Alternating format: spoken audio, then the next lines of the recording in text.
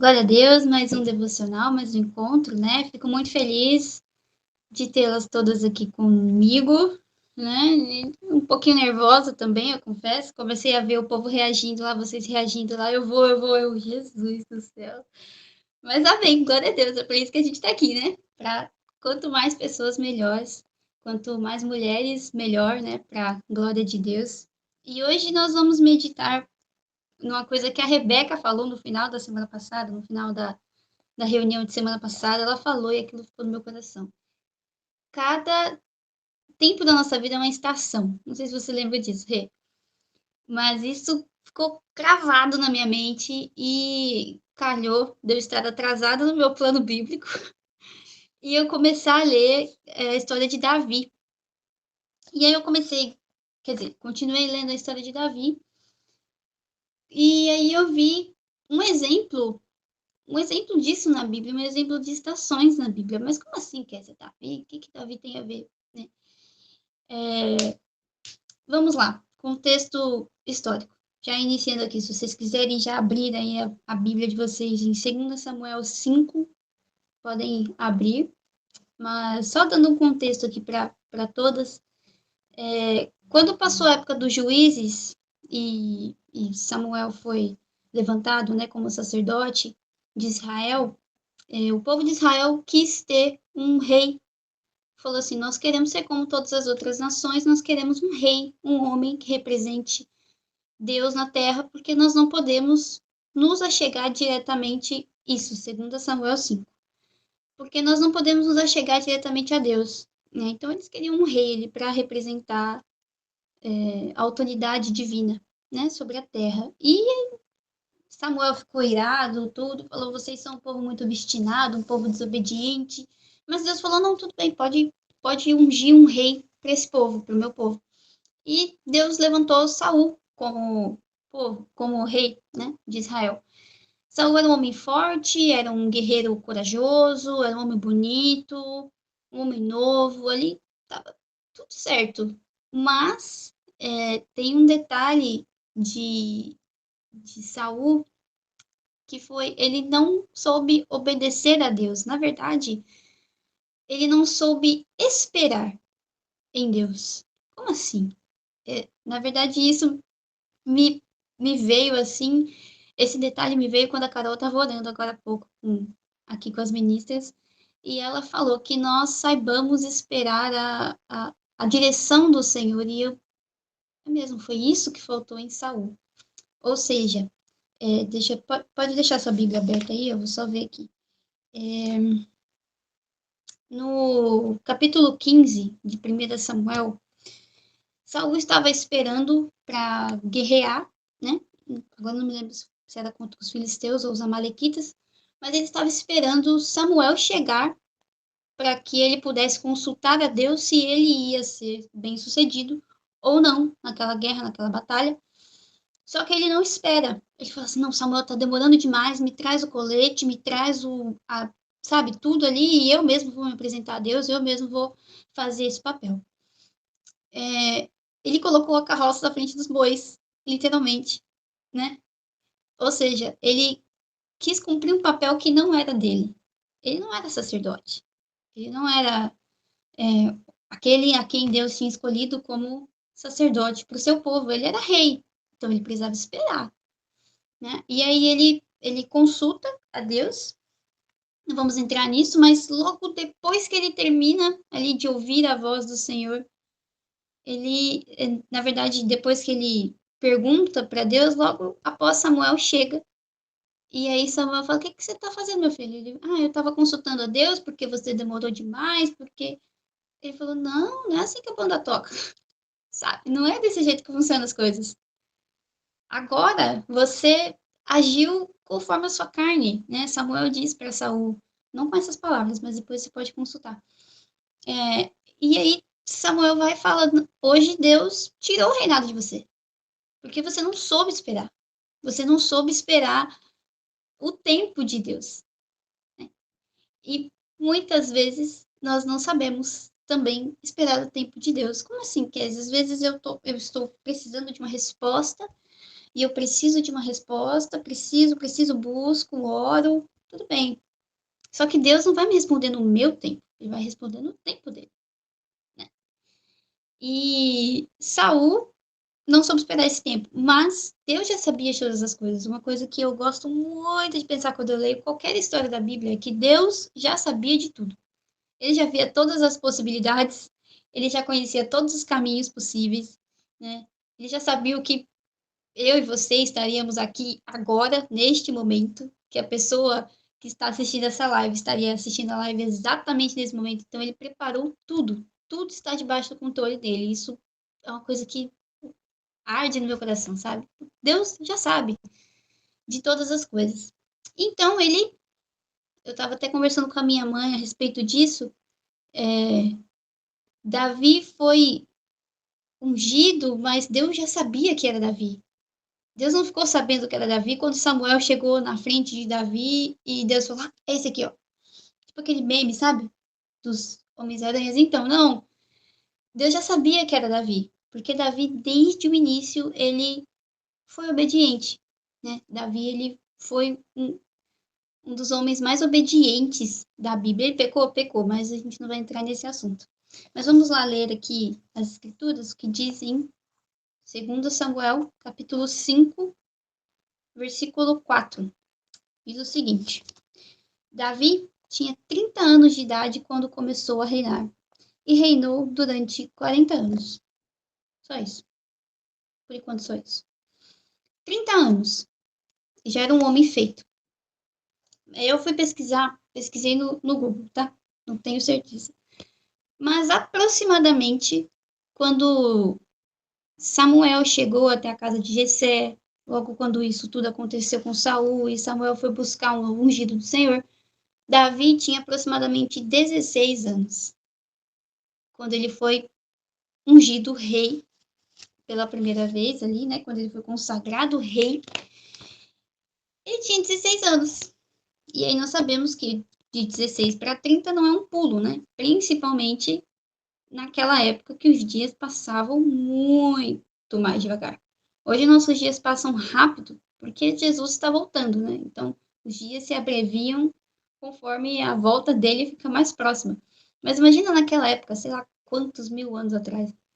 Imagina o que um dia demoraria um mês para passar, mais ou menos. Imagina assim, né?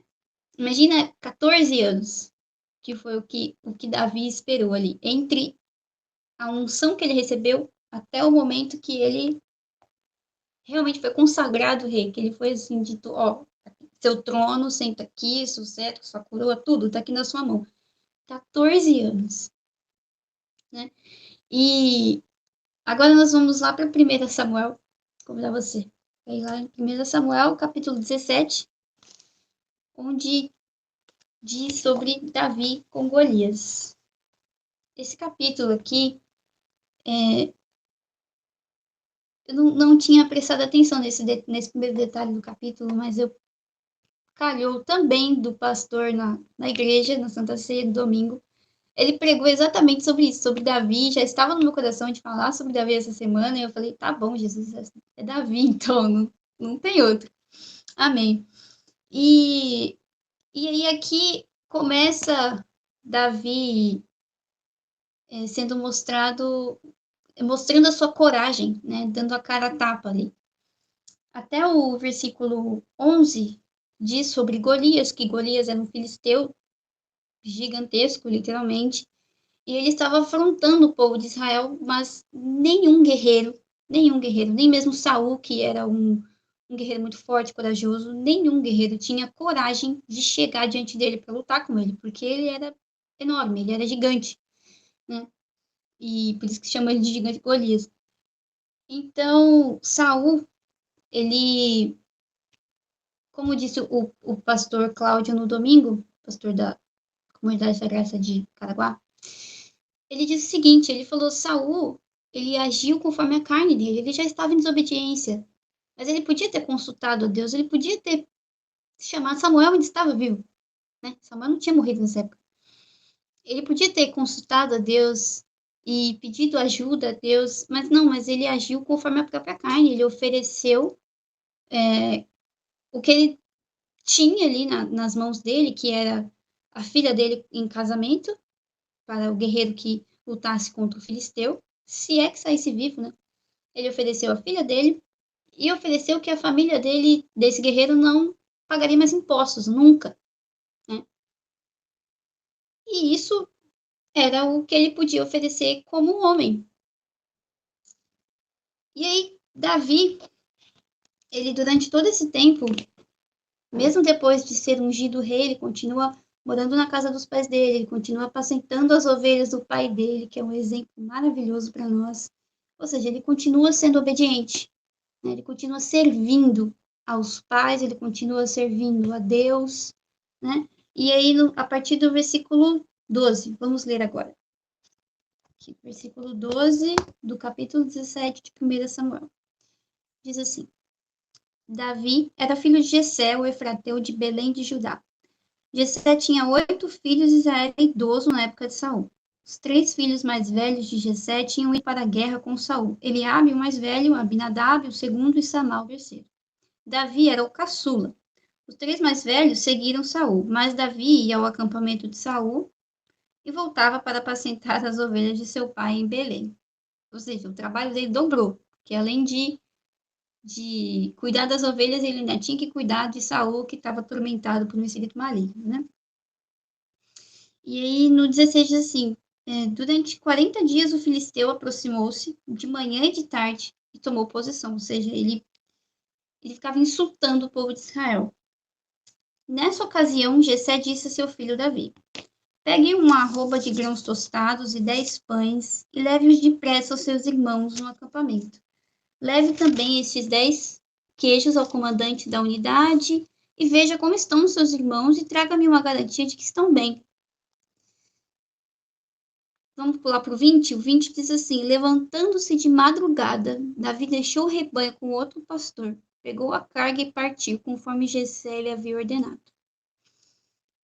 Isso aqui mostra o primeiro exemplo de obediência de Davi, mesmo depois de ele tendo recebido uma promessa tão grande. Imagina, Carol, você vai ser rainha. Sabe, Gabi, você vai ser rainha. Vai estar tudo na sua mão, tudo que você quiser. Que isso, gente? Imagina, que coisa maravilhosa. O pior é que se Deus falar isso pra gente, a gente eu vou ser rainha, sabe? Vou fazer mais nada na minha vida, eu vou ser rainha um dia, sabe? E começa, e isso sobe a cabeça, né? Aí chega o orgulho do homem, do ser humano. Mas Davi não, Davi ele continuava ali, servindo o pai dele. Davi, vai lá. Tá bom, pai. Davi, vai cá. Tá bom, pai. Mas eram tarefas pequenas para um rei. Como assim? Um rei, um cara que foi ungido rei, apacentando as ovelhas. Lá, todo sujo de terra, de lama, sabe? Cuidando. E apacentar a ovelha não é só você arrebanhar, não. É você cuidar da ovelha, você ir atrás dela, né? Imagina isso. Olha um exemplo de obediência, de submissão de Davi, não só aos pais dele aqui na terra, mas a Deus, né? Ele com certeza confiava, falava, nossa, vou ser rei. Quando eu for rei, será que eu vou poder fazer isso aqui? Ah, quando eu for rei, eu vou fazer isso aqui. Quando eu for rei, eu vou fazer isso aqui também. Eu vou mudar isso aqui, sabe? Mas a obediência dele estava ali naquele momento de servir. Eu vou servir. Servir ao meu Deus. Ele não me colocou como rei ainda, mas ele vai, sabe? E vamos pular lá para o versículo 25. Davi chega lá, pulando aqui a história. Davi chegou lá no acampamento, viu os irmãos dele e ele ouviu o que o filisteu estava dizendo. E depois ele ouviu o que os israelitas diziam. Que é isso aqui, ó, no versículo 25. Os israelitas diziam entre si: Vocês viram aquele homem? Ele veio desafiar Israel. O rei dará grandes riquezas a quem o vencer. Também lhe dará sua filha em casamento e isentará de impostos em Israel a família de seu pai. Davi perguntou aos soldados que estavam ao seu lado: O que receberá o homem que matar esse filisteu e honrar a honra de Israel? E salvar a honra de Israel? Quem é esse filisteu incircunciso para desafiar o exército do Deus vivo? E repetiram a Davi e lhe disseram: É isso que receberá o homem que matá-lo. E aí Davi, pulando aqui uma parte, Davi diz assim, vocês não vão não? Tá bom, então eu vou. Simples assim, eu vou. Davi, pequenininho, né, porque a Bíblia demonstra que ele era de uma aparência gentil, então ele não era fortão, assim, altão, grandão, igual Saul, não, ele era ali, ruivinho, magrinho, baixinho, né, e um pastor de ovelhas, estava com roupas simples, não estava com uma armadura de um guerreiro, uma espada, ele estava com uma bolsinha assim, né? Imagina o Jesus do The Chosen indo atrás do Golias, alguma coisa assim. E aí ele disse, não, eu vou sim. Aí no 32 ele diz aqui para Saul. Davi disse a Saul, Saul já conhecia ele. Ninguém deve ficar com o coração abatido por causa desse filisteu. Teu servo irá e lutará com ele. Ou seja, deixa que eu vou lá resolver isso aí, Saul. Peraí, fica aí. E aí Saul respondeu: Você não tem condições de lutar contra esse filisteu. Você é apenas um rapaz. E ele é um grande guerreiro desde a mocidade. Ou seja, isso é demais para você. Chegou uma dificuldade que você não vai. Isso aqui não é uma ovelhinha para você, né, cuidar. É um gigante. Aos olhos de Saul, aquilo era grande demais. Né? Por isso que ele não foi. Por isso que nenhum dos seus homens foram, porque se nem ele confiava, quanto mais os homens que o seguiam. Né? Davi, no versículo 34, diz assim: Davi, entretanto, disse a Saul, presta atenção nessa parte: Teu servo toma conta das ovelhas de seu pai. Quando aparece um leão ou um urso e leva uma ovelha do rebanho, eu vou atrás dele, dou-lhe golpes e livro a ovelha da sua boca. Quando se vira contra mim, eu derrubo pela juba, dou golpes até matá-lo. Teu servo pode matar um leão e um urso. Esse filisteu incircunciso será como um deles, pois desafiou o exército do Deus vivo. Ai, que coisa linda! Nossa, isso aqui chamou muita atenção, porque quando eu estava meditando sobre essa fala de Davi, aqui ele mostra que nenhuma tarefa, como a Rebeca disse semana passada, nenhuma tarefa é pequena demais. Isso ficou no meu coração. Nenhuma tarefa é pequena demais quando eu estou trabalhando em prol da vontade de Deus na minha vida. Grave isso no seu coração. Nada que você faz, nada que nós fazemos, que eu falo para mim também. Eu estou aprendendo com isso. Nada que nós fazemos para cumprir a vontade de Deus na nossa vida é pequeno demais. Mas, Kézia, eu tô só limpando o banheiro da igreja. Kézia, eu tô só cumprimentando os irmãos. Sabe? Kézia, eu tô só compartilhando o versículo do dia. Nada é pequeno demais. Pense nisso. Se você tem no seu coração de fazer, dando glória a Deus, se você tem no seu coração de, sabe, de honrar ao Senhor com aquilo que você faz, nunca é pequeno demais. Principalmente para Deus. Para o homem, pode até ser, né? Mas não para Deus. Isso nunca. Né? E aqui eu anotei Davi falando isso aqui, ele nos prova que ele aproveitou todo o processo que ele teve antes de chegar a reinar em Israel. Né? Ele apacentou as ovelhas, ou seja, ele sabia como liderar, ele aprendeu como liderar. Eram ovelhas. Na Bíblia aqui é quase a mesma coisa. Mas ele sabia como liderar. E outra, ele sabia como se posicionar. Imagina só, seja bem sincera consigo mesma. Imagina você estar ali no meio do mato, no meio do nada, sozinha, com umas ovelhas. Do nada chega um leão, chega um urso, chega um lobo. Você vai fazer o quê? Você vai, não vai atrás dele, você vai sair correndo, esquecer das ovelhas, sair correndo, gritando, muito provavelmente. Né? Mas Davi não. Davi falou: Eu não vou deixar nada tocar nas ovelhas do meu pai. Olha que era o pai terreno dele, né? Era Jessé. E ele fala: Não, eu não vou deixar. Ou seja, não adianta a gente querer se fortalecer, nós falarmos assim: Ai, Senhor, me dê forças. Ai, Senhor, me dê coragem de pregar a tua palavra, me dê coragem de expulsar demônio, me dê coragem de curar os enfermos, sabe? Eu quero ter essa intrepidez. Mas aí, quando Deus coloca uma situação dessa na nossa frente, a gente corre, a gente foge, sabe? Porque a gente pensa: Não, ninguém tá vendo, então, não, isso aqui eu não consigo, não. Pelo contrário, né? O pastor até brincou.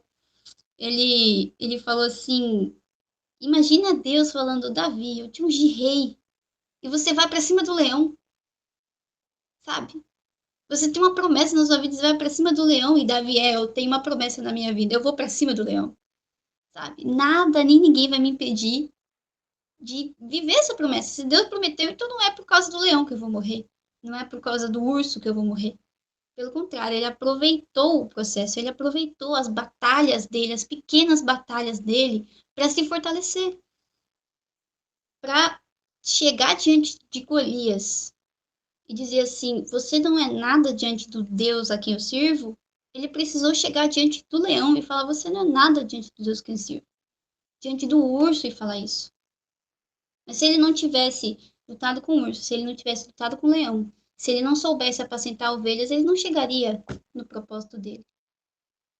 Às vezes nós estamos pensando demais, nossa, Senhor, mas está demorando, mas está. Nossa, por que não acontece logo? Sabe? Eu já me dispus, eu já me coloquei, Senhor, eis-me aqui, tu faz acontecer. Mas às vezes nós não estamos prontas para que aconteça, sabe? Às vezes nós não chegamos como Davi a lutar com o leão, a lutar com o urso, para poder enfrentar o Golias. Então nós também precisamos aproveitar as estações nas quais nós estamos. Nós precisamos aproveitar cada batalha, por menor que seja, para que quando chegar no final da guerra, não sei se você sabe, batalha é pequeno, é um grupo pequeno. A guerra é o todo. O que é a guerra? A guerra é a nossa luta contra, não carne e sangue, mas contra principados e potestades. Essa é a nossa guerra. E a nossa batalha? A nossa batalha é vencer a preguiça todos os dias. A nossa batalha é falar do amor de Deus todos os dias, mesmo que as pessoas zombem de nós, mesmo que as pessoas, sabe, não queiram ouvir, mas essa é uma batalha que nós precisamos vencer. Se nós não lutarmos as nossas batalhas diárias, nós nunca vamos vencer a guerra. Então, vamos seguir aqui. E as promessas de Deus, elas sempre se cumprem no tempo certo. Como eu falei, às vezes nós estamos pedindo, Senhor, faz cumprir. Senhor, faz acontecer. Senhor, isso, Senhor, aquilo. Calma. Enquanto nós não estivermos prontas, Deus não vai permitir. Sabe? Porque ele não vai permitir que o nome dele seja envergonhado. Ele não ia permitir que Davi chegasse até Golias se Davi não estivesse pronto para lutar com ele. Então, fique tranquila. E eu falo isso mais para mim do que para vocês. Sabe, Kézia, fique tranquila. Quando você estiver pronta, vai acontecer. Assim como aconteceu na vida de Davi, ele passou por todas essas batalhas, mas se vocês lerem, agora eu cheguei em 2 Samuel, se vocês lerem do 17, na verdade do 16, de quando ele é ungido, até o capítulo 31, se eu não me engano, deixa eu só verificar aqui. Só um minutinho. Morte de Saúl. Até o capítulo 31, vocês vão ver que um dos maiores inimigos de Davi foi Saul. Foi o próprio Saul. Ou seja, ele venceu o gigante dele, mas depois ele precisou vencer a si mesmo. Depois leiam esses capítulos aqui, mesmo que seja por cima, mas leia, preste atenção. Ele precisou vencer a si mesmo, porque ele chegou diante do homem que queria matá-lo. Saul foi igual um louco matar Davi várias e várias vezes. E Davi tinha a oportunidade de acabar com a vida dele, mas ele não fez. Ele falou, eu não vou mexer no ungido do Senhor. Ou seja, depois de vencer um gigante, ele precisou vencer ele mesmo. E nós também vamos precisar nos vencer muitas e muitas vezes. Sabe? Como eu disse, vencer preguiça, vencer vergonha. É doloroso? Um pouquinho. Um pouquinho. Não vou dizer que não é. Pra mim, dói. Vencer a mim mesma dói. Né? Mas, ainda assim, eu penso no galardão que Deus está preparando para mim. Na verdade, eu não penso nem na recompensa. Eu penso na alegria do Senhor. Imagina Deus vendo Davi. Olha, Esse aí é o meu filho, ó. Esse aí foi o cara que eu escolhi, sabe? Davi chegando pequenininho. E Saul, ele falou assim, tá bom, então toma aqui uma armadura, toma aqui uma espada, toma aqui um escudo. Ele falou, não precisa dessas tralhas aí não, dá licença. Pegou um alforjezinho, pegou as pedrinhas lá, pronto. Sabe? Foi na simplicidade dele. É do seu jeito que Deus vai te usar. É do seu jeito. Não é? Peraí. Deus falou aqui forte. E é do seu jeito, sabe? É na sua simplicidade. Ah, mas comigo funciona assim. Eu falo alto, não sei o quê. Beleza. Ah, mas eu falo mais baixo, já sou mais quietinha. Amém. Sabe? Fica tranquila. Não tenta se moldar aos padrões desse mundo. Davi não precisou se moldar aos padrões dos guerreiros ali de Saul, porque ele estava moldado nos padrões dos guerreiros do Deus dos exércitos, do Senhor dos exércitos. Então nós também não precisamos nos moldar nos padrões que o mundo impõe para nós, sabe? Então fica tranquila. E aqui a última frase que eu coloquei aqui no meu rascunho: esteja pronta para reinar, e toda a sua casa desfrutará das bênçãos do Senhor. Davi, ele estava pronto. Davi, ele venceu tudo o que ele precisava vencer. E se você vê a promessa aqui de Saul, para que enfrentasse o gigante, era a filha dele, né? Saul, na loucura dele, não deu a filha dele para Davi, não deu a filha mais velha, como era costume, e aí sobrou a mais nova. E a mais nova gostava de Davi, então calhou, né? E aí Davi falou assim, quer dizer, Saul foi e falou assim, ah, então tá bom, você quer casar com a minha filha? Tá bom, agora eu vou te dar outra missão, com a intenção de matá-lo, né? Falou, você vai lá, faz isso aqui para mim, e você casa com a minha filha. Saul, confiante de que Davi não ia voltar, de que, sabe, as intenções dele iam ser suficientes para parar Davi, mas não foi.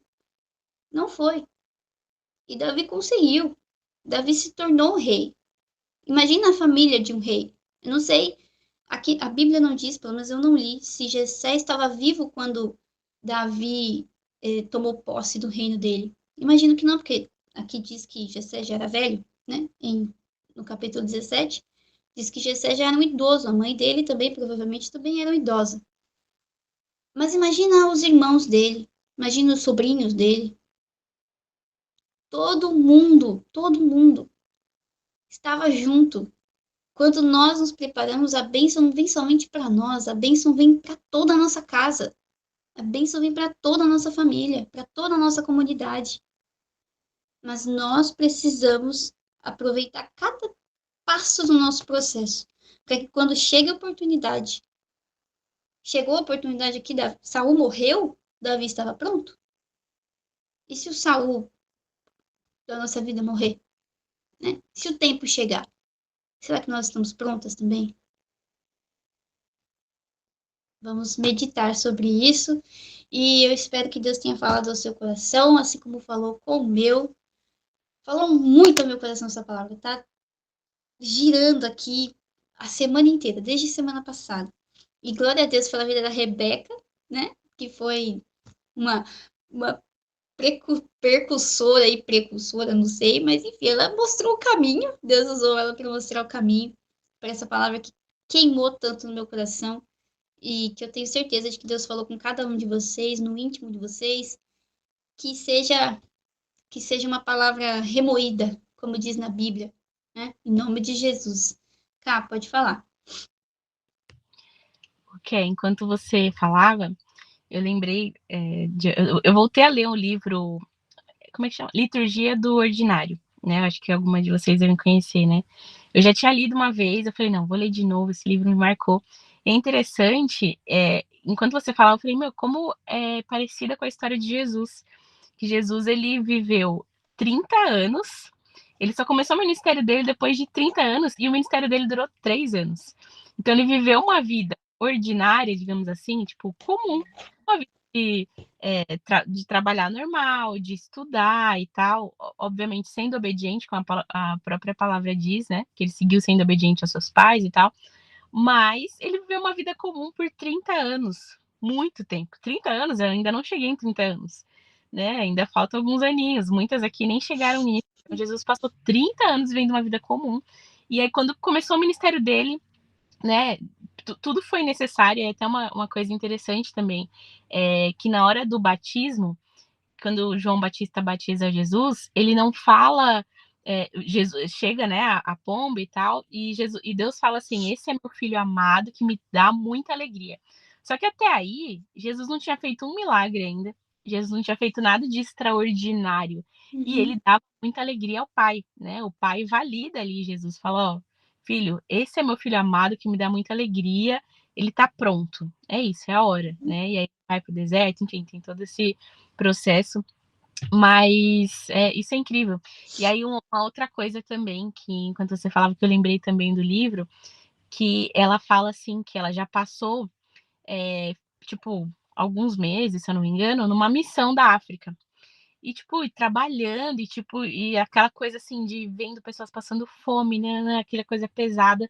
E ela falou: o mais difícil para mim não foi estar na missão da África, foi voltar para minha casa e viver a vida comum e continuar ardendo de amor por Jesus quando eu estava vivendo a minha vida comum.